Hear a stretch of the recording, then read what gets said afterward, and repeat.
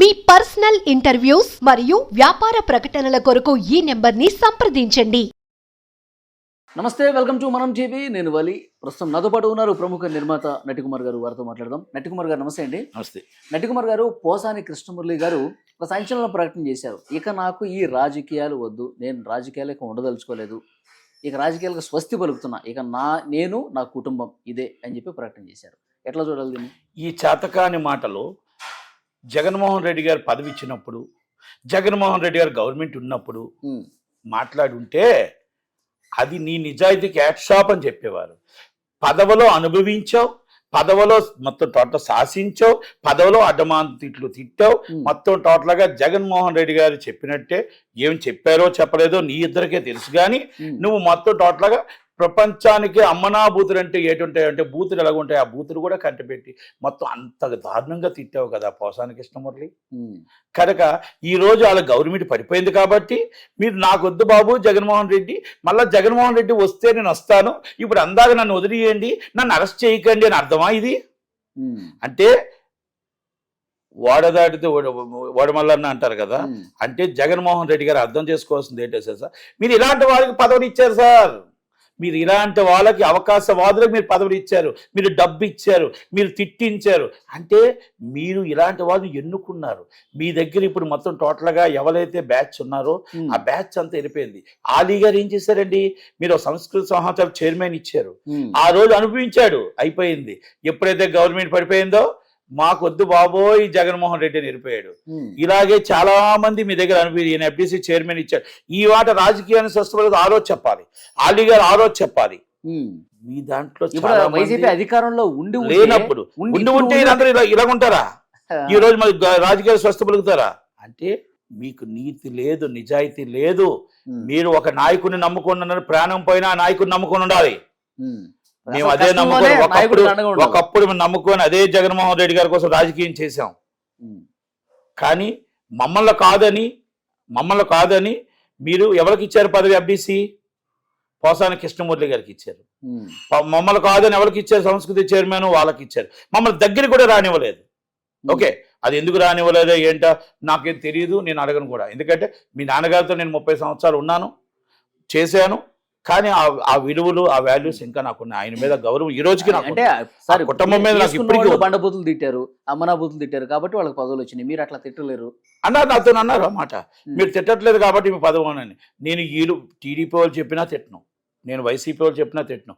విలువలతో, వాల్యూస్తో నేను issues based రాజకీయంగా ఏది తప్పు ఏది ఒప్పు అని మాట్లాడుతున్నా తప్ప నాకు ఏ రోజు కూడా ఎదుటి వాళ్ళని ఫ్యామిలీని కించపరచడము, ఎదుటి వాళ్ళ ఫ్యామిలీని కించపరిచి ఆనందపడము, ఈ గంట శునక ఆనందం నాకు అవసరం లేదు, నేను మాట్లాడను. ఇది టీడీపీ వాళ్ళు చెప్పినా చేయను, వైసీపీ వాళ్ళు చెప్పినా చేయను. ఎందుకంటే నాకు ఇష్టపడింది, నాకు ఈ రోజు ఎవరు తప్పు జరిగితే తప్పు అనే చెప్తాను. ఇది నేను ఒకటే చెప్తున్నా, ఇది జగన్మోహన్ రెడ్డి గారికి చంపపట్టు.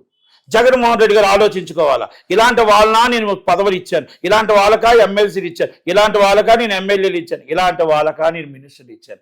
నా పదవి మొత్తం నా గవర్నమెంట్ పడిపోయిన వెంటనే రాత్రి జారుకున్నారే, వీళ్ళకా నేను న్యాయం చేయదు అనుకున్నాను, వీళ్ళకా నేను పేరుని నాని అని ఒకడున్నాడు. వీళ్ళందరికీ మామూలుగా కాదు, అబ్బాబాబాబాబా ఓ రాసుకొని పూసుకొని తిరిగాడు వచ్చి, ఏమండి మీరు అలాంటి, మీరు అదండి ఇదండి అని. నన్ను నేను chamber secretary, joint secretary and X chairman, నన్ను మీటింగ్లకు పిలలేదండి. వాడు ఇంకొకటి ఉన్నాడండి, విజయ్ కుమార్ రెడ్డి అని సమాచార కమిషనర్. నట్టి కుమార్ని పిలిస్తే అంటే దిల్ రాజులు రారంట, నట్టి కుమార్ పిలిస్తే చిరంజీవి గారు రారంట, నట్టి కుమార్ని పిలిస్తే ప్రభాస్ రాడంట. ఆ రోజు చెప్పడం వీళ్ళు, ఈ సోగ్గాలు చెప్పడం. ఎందుకు భయం? నిజం మాట్లాడుతానన్నా, నేను మొత్తం అందరి కోసం పరిశ్రమ కోసం అడుగుతానన్నా, చిన్నవాళ్ళు బతకాలి, పెద్దవాళ్ళు బతకాలి, ప్రతి ఒక్కరు బతకాలి అని మాట్లాడుతానని చెప్పి నాదా. నేను జీవోలో కూడా నేను ఆ రోజు ఏం చెప్పా, చిన్నవాడికి బతకాలి, పెద్దవాడికి బతకాలి, పెద్దవాడు బాగుండాలి, చిరంజీవి గారు బాగుండాలి, చిన్న నిర్మాత బాగుండాలి, చిన్న హీరో బాగుండాలి. అదే నేను చెప్పాను తప్ప నా ఇంట్లో కావాలి, నా సొంతానికి కావాలి, నా కుటుంబానికి కావాలని అడగలేదే. నేను ఒక బాయ్గా వచ్చాను, ఇంత వాడిని అయ్యాను, దేవుడు ఇచ్చిన ఆలోచన అనుకున్నాను, గురువుగారి అదృష్టం అనుకున్నాను, ఈరోజు దాకా ఉన్నాను. ఆ నిజాయితీ మాట్లాడకూడదా? చేతులు కట్టుకొని నించోాలా? భజన చెయ్యాలా? మీకు భజన చేస్తే ఓకేనా? అది కూడా మీరు కనిపెట్టలేకపోయారు. జగన్మోహన్ రెడ్డి గారు మీరు చీఫ్ మినిస్టర్గా మీరు ఇవన్నీ కూడా ఇలాంటి సజ్జల రామకృష్ణారెడ్డి గారిని అడుగుతున్నాను నేను. ఇలాంటి వాళ్ళందరినీ కూడా మీరు మంచి వాళ్ళని పోగొట్టుకున్నారు, చెడ్డవాళ్ళు మీ దగ్గర రప్పించుకున్నారు. వాసురెడ్డి పద్మ గారు, మీరు ఆమెకి ఇచ్చిన వాల్యూ, ఆమెకు వచ్చిన విలువలు ఈరోజు ఆమె బయటకు వచ్చేసింది. పదవులు అనుభవించారు, కానీ పదవుల్లో ఉన్నప్పుడు మాట్లాడేందుకు? అదే గవర్నమెంట్ ఉన్నప్పుడు రాజీనామా చేయరెందుకు? అదే గవర్నమెంట్ ఉన్నప్పుడు ఎదురు మాట్లాడేందుకు? అప్పుడు అధికారంలో ఉంది పార్టీ, వాళ్ళు నేను అధికారం కూడా అనుభవిస్తున్నారు. టీడీపీకి సపోర్ట్ చేసినప్పుడు నేను టీడీపీ గవర్నమెంట్ ఉంటే అప్పుడు రాలే. చంద్రబాబు నాయుడు గారిని అరెస్ట్ చేసినప్పుడు ఈయనందరూ డోర్ కాటన్ వెనకాల దాక్కుంటే ఆ రోజు నట్టికుమార్ ఒక్కడే వచ్చి ఈ ఇండస్ట్రీ తరపు నుంచి తప్పు ఆయన అరెస్ట్ చేశారు. ప్రజల పక్షాన్ని ఉండాలి, ప్రజల మనిషి, ప్రజల దగ్గర ఉండాలి, అలాంటి మనిషిని అరెస్ట్ చేయకూడదు. ఆయన 10 మందికి ఆదర్శం చూపించిన వ్యక్తి, అలాంటి మంచి వ్యక్తి ప్రజలతో ఉండాలి, ఆయన జైల్లో ఉండకూడదు అని చెప్పిన వ్యక్తి నట్టికుమార్. నా నిజాయితీ నాకుంది. ఈ రోజు టోటల్గా ఒక్కొక్కడు గజమాలు వేసుకొని ఆలేసుకొని ఈలేసుకొని పదవుల కోసం వ్యామోహం ఉండొచ్చు. ఆ పదవులు నాకు అవసరం లేదు, నాకు గుడ్డు పోస్తో సమానం పదవులు అవసరం లేదు నాకు. కానీ నా మాటకి, నా విలువకి నేను భజన కొడుతూ తండాన తాను అంటూ ఉండాల్సిన అవసరం నాకు లేదు. ఈరోజు పోసాన కృష్ణమురళిని కానీ వీళ్ళందరినీ అడుగుతున్నా. నేను యాట్ స్టాప్ రామ్ గోపాల్ వర్మ అని అంటాను. నేను రామ్ గోపాల్ వర్మ పార్టీకి సంబంధించినడో కాదో నాకు తెలియదు, కానీ దాదాపు 20 కేసులు పడుతున్నా కూడా 20 కేసులకి కూడా ఎదుర్కొంటూ వెళ్తూనే ఉన్నాడు తప్ప నాకు జగన్మోహన్ రెడ్డి గారితో సంబంధం లేదు, నేను మోసపోయానని ఒక మాట కూడా మాట్లాడలేదు. అలాంటి వాళ్ళు, ఆయన రాజుల పుట్టాడంటే లెజెండ్ ఇస్ రామ్ గోపాల్ వర్మ. అలాంటి వాళ్ళు మీకు ఉన్నారనేది ఇంకా గర్వంగా చెప్పుకోండి జగన్మోహన్ రెడ్డి గారు. నేను మీకు ఎందుకు చెప్తున్నా అంటే, ఇప్పటికైనా ఏ రాజకీయ నాయకుడైనా తెలుసుకోవాల్సింది ఏంటో తెలుసా? గవర్నమెంట్ ఉన్నంత వరకు మనతో ఉండి గవర్నమెంట్ వెళ్ళిపోయిన తర్వాత పక్క గవర్నమెంట్ చూసేవాడు ఆడు నిజంగా దొంగే. ఈ రాజకీయాల నుంచి తప్పుకునేది మీరు గవర్నమెంట్ ఉండేటప్పుడే తప్పుకొని పదవిని రాజీనామా చేస్తుంటే అయ్యో నిజాయితీ పడు, నీతికి మరో పేరు అని చెప్పేవాళ్ళు. రాజీనామా చేసి బయటకు వచ్చిన వాళ్ళందరూ చాలా ఆవేశంగా అప్పట్లో మాట్లాడేవాళ్ళు కదా, బండబూతులు తిట్టేవాళ్ళు. పోసాన కృష్ణమురళి గారు అయితే పవన్ కళ్యాణ్ గారిని అనరాని మాటలు అన్నారు, బయటకు మనం చెప్పలేం. కానీ సార్, అంత ఆవేశంగా అంత బూతులు మాట్లాడే స్క్రిప్ట్ అంటే పైనుంచి వచ్చే ఆదేశాల ప్రకారం నడుచుకుంటారు వాళ్ళు. మీరు ఇట్లా అది నాకు తెలియదు, ఎందుకంటే నాకు ఎవరు చెప్పరు, నేను ఎవరు చెప్తే నేను విన్ను.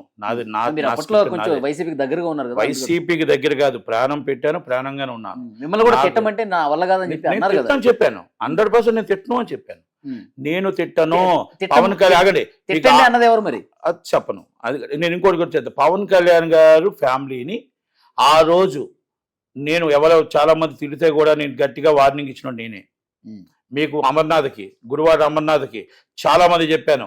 మళ్ళా భువనేశ్వరమ్మకి మాట్లాడుతున్నప్పుడు వైసీపీ సపోర్టర్ ఉండి కూడా చెప్పాను, నీకు దమ్ము ఉంటే ధైర్యం ఉంటే పవన్ కళ్యాణ్ గారిని ఎదుర్కో. వాళ్ళ పిల్లలు కానీ వాళ్ళ ఫ్యామిలీ ఏం చేశారు నీకు, వాళ్ళ కోసం వస్తే మాత్రం సహించేది లేదు అని అన్నాను. మా సినిమా వాళ్ళ మీద, రోజమ్మ మీదకి వస్తే రోజమ్మ మీద సహించేది లేదు. బండారు సత్యనారాయణమూర్తి మాట్లాడితే నేను చెప్పా, సినిమా వాళ్ళందరూ మా ఆడబిడ్డలు, మా అక్క చెల్లెలు అందరూ. అంతే తప్ప మీ ఇష్టం వచ్చినట్టు మీరు నోటుకు వచ్చిన మాట మాట్లాడితే ఇది కరెక్ట్ కాదు, రోజమ్మ మాట వెనక్కి తీసుకోను అని చెప్పా. సపోర్టర్ ఆ రోజు కూడా వైసీపీ. ఎవరు ఏ పార్టీలో ఉన్నా విలువలు ఉండాలి, విలువలతో ఉండాలి. ఆ రోజు కూడా నేను మాట్లాడుతున్నప్పుడు మొత్తం భువనేశ్వరమ్మని మాట్లాడుతున్నప్పుడు కూడా తప్పు అని చెప్పాను. నేను ఎవరు మాట్లాడినా, ఫ్యామిలీస్ని మాట్లాడినా ఇష్యూస్ బేస్డ్ ఎదుర్కోండి. మీరు చంద్రబాబు నాయుడు గారిని ఎదుర్కోండి, లోకేష్ గారిని ఎదుర్కోండి. అంతే తప్ప రాజకీయ పబ్బం గడుపుకోవడం కోసం ఫ్యామిలీ పార్టీలు ఏదైనా సార్ అధికారం ఉంది కదా. ఆ రోజు నేను పోసాన కృష్ణమురళి గారి 4 ఫ్యాన్స్ కూడా వస్తుంటే తప్పు, మీరు దాడి చెయ్యొద్దు, మీరు ఎందుకంటే మీరు తిట్టడం తప్పు, వాళ్ళ అమ్మగారు నన్ను క్షమాపణ చెప్పండి అని అడిగాను. ఎందుకంటే ఒకటండి, అందరూ మనకు అక్కలు ఉన్నారు, అమ్మలు ఉన్నారు, మనకి ఉన్నారు ఫ్యామిలీస్. దయచేసి ఇష్యూస్ బేస్డే మనం మాట్లాడాలి తప్ప రాజకీయం మాట్లాడాలి తప్ప మనం ఎప్పుడు కూడా రాజకీయ ఫ్యామిలీస్ కోసం మనం మాట్లాడాలి. వాళ్ళు ఏం చేశారు, ఏం తప్పు చేశారు? రేణు దేశాయ్ గారు ఏం తప్పు చేశారు? వీళ్ళందరి కోసం మనం ఆ రోజు మనం మాట్లాడాలి. అంతే తప్ప ఆ రోజు జగన్మోహన్ రెడ్డి గారు ఖండించున్నా బాగున్నాం. ఆ రోజు జగన్మోహన్ రెడ్డి గారు ఏమైనా ఎంకరేజ్ చేసుకుంటూ వచ్చాడు కాబట్టి ఆ పాపం అనుభవిస్తున్నాడు. ఈ రోజు 10 తిట్లు పాపం అందుకే నేను అంటున్నానండి, అందుకే అనుభవించాడు కాబట్టి. ఈ రోజు ఆయన తిట్టిన అందరూ కూడా రాజీనామాలు చేసేసి నాకు సంబంధం లేదు వెళ్ళిపోతున్నారు. సార్, ఇప్పుడు ఒకటి బండబూతులు తిట్టేశారు, అయిపోయింది. ఇప్పుడు అధికారం పోయింది, కాముగా ఉన్నారు. ఇక రాజకీయాలకి నాకు సంబంధం లేదని ఒక ప్రకటన చేసేసి కూల్గా చెప్పేస్తే అయిపోద్దా? కేసులన్నీ ఏం పట్టించుకోకూడదు అంటారా? అది చంద్రబాబు నాయుడు గారి మీద, లోకేష్ గారి మీద, పవన్ కళ్యాణ్ గారి మీద ఉంటుంది. మనం వాళ్ళకు వదిలేస్తున్నాం, మనకు సంబంధం లేదు. ఎందుకంటే ఈ రోజు రాజకీయాలు ఇప్పుడు ఎంబీబీఎస్ సత్యనారాయణ అన్ని ఛాలెంజ్లు చేశాడు, అన్ని వేల కోట్లు దాచుకున్నాడు. ఆయన మీద ఏం చర్యలు ఉన్నాయో కూడా ఎవరికి తెలియట్లే. ఆయన ఎందుకు అరెస్ట్ చేయట్లేదో ఏం తెలియట్లే. ఆయన భూములు వచ్చి ఎక్స్టెంట్గా కట్టుకుంటూ వెళ్ళిపోతుంటే ఎందుకు ఆఫీసర్లు పట్టించుకోవట్లేదో తెలియట్లే, ఎందుకు గవర్నమెంట్ పట్టించుకోవట్లేదో తెలియట్లే. క్రిస్టియన్ ల్యాండ్లు దోచుకున్నాడు, పవన్ కళ్యాణ్ గారిని ఛాలెంజ్ చేశాడు, చంద్రబాబు నాయుడు గారిని ఛాలెంజ్ చేశాడు. మొత్తం టోటల్గా అక్రమంగా ఎంతో మందికి డబ్బులు దోచుకున్నాడు, మొత్తం టోటల్గా వాళ్ళ భార్యనే కిడ్నాప్ చేయించుకున్నాడు. ఎన్నో ఉన్నాయి. అలాంటి మీద చర్యలు డిపార్ట్మెంట్లు తీసుకోవట్లే, సరే ఈ గవర్నమెంట్ తీసుకోవట్లే. మళ్ళా ఇప్పుడు ఏదో వినికిడి బీజేపీకి వెళ్ళిపోతాడంట. అంటే ఎక్కడ నీతి ఉంది, ఎక్కడ నిజాయితీ ఉంది, ఎక్కడ రాజకీయాలు ఇయ్యే? ఈ రాజకీయాల కోసం రేపు పోసాని కృష్ణమూర్తి టీడీపీకి వెళ్ళిపోయినా ఆశ్చర్యపడుతుంది. అంతేగా మరి ఇంకా దీంట్లో ఎక్కడికి వెళ్తుంది ఈ రాజకీయాలు? ఆయన అసలు ఏ పార్టీ? నో నేను ఒకటి చెప్తున్నా. ఓకే, అంటే కులాలు పనిచేస్తున్నాయి, మతాలు పనిచేస్తున్నాయి. సరే ఇప్పుడు రాజకీయ ఇండస్ట్రీకి కాదు అంటున్నాడు. పోసాని కృష్ణమురళి గారికి ఇండస్ట్రీలో అవకాశాలు రావట్లేదు. ఆయన మంచి రైటర్ అని మనకు తెలుసు, మంచి నటుడు అని కూడా మనకు తెలుసు. ఆయనకు అవకాశాలు లేవు, ఇప్పుడు అధికారం లేదు, పదవి కూడా లేదు. కాబట్టి ఇక ఖాళీ చేతులతో కూర్చోవాల్సిన పరిస్థితి. కాబట్టి ఇప్పుడు మార్పు వచ్చిందని భావించాలా? సినిమా ఇండస్ట్రీకి ఎవరికి ఉండదండి. Cinema industry content is. నీకు టాలెంట్ ఉందంటే నిన్ను ఎవరు ఆపలేరు, ఏ రాజకీయ నాయకుడు ఆపలేరు. ప్రకాష్ రాజ్ గారు ఆయన టాలెంట్ కాబట్టి ఇన్నున్నా ఆయన ఆపలేరు. టాలెంట్ ఉంటే ఎవరు ఆపలేరు, టాలెంట్ లేకపోతే ఎవరికి ఏం లేదండి. ఫస్ట్ ఆఫ్ అంతే. దానికోసం మనం వేరే డిస్కషన్ కూడా చేస్తాం అవసరం. ఆయనకి టాలెంట్ ఉంటే వస్తాయి పదవులు, ఆయన క్యారెక్టర్స్ వస్తాయి, క్యారెక్టర్ లేకపోతే రాదు. ఓకే, అంతేగాని రాజకీయాలు సంబంధం లేదండి. రాజకీయం వేరు, సినిమా ఇండస్ట్రీ వేరు. ఇంతకుముందు ఆయన వైసీపీలో ఉన్నాడు, పదవులు ఉన్నాడు కాబట్టి ఆయనంతటా ఆయన చేయలేదంటారా సినిమాలు? అంతే, ఆయనంతా ఆయన చేయి ఉంటుండొచ్చు, కానీ ఆ విషయంలో నో డౌట్ సినిమా ఇండస్ట్రీలో టాలెంట్ ఉంటే ఎవరికైనా ఇస్తారు క్యారెక్టర్. నాకు దమ్ము ఉంటే, నాదే డబ్బు ఉంటే నేను నిర్మాతగా చాలా పెద్ద సినిమాలు చేయొచ్చు. నాకు అంత క్యాపబిలిటీ లేదు కాబట్టి నేను చేయట్లేదు. చూద్దాం సార్ నెక్స్ట్ ఎట్లా ఉండబోతుందో. Thank you very much Naresh Kumar గారు.